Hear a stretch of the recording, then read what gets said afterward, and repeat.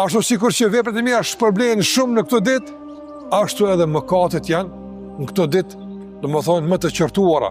Në këtë ditë Allahu te barekote e urren punën e keqe më shumë se në çdo ditë tjetër. Prandaj besimtari duhet të jetë i kujdesshëm në vazhdimsi në raport me mëkatet. Gjithmonë duhet të ruhet nga gjunat, se të këqija janë probleme, janë njolla, janë sherrë për muslimanin.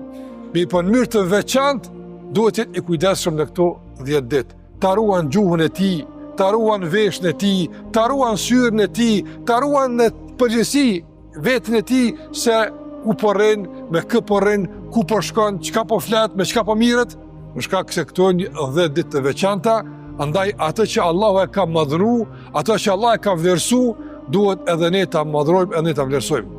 Për shkak se Allahu xhallahu ala të ndërozë këto ditë i ka veçuar për çka? Për neve, që ne të fitojmë shpërblime më të mëdha, që të na ndëron Allahu xhallahu ala me mundësi të kohë paskashme, që mbrana aty ne të pasurohemi sikur që e përmendëm me punë të mira.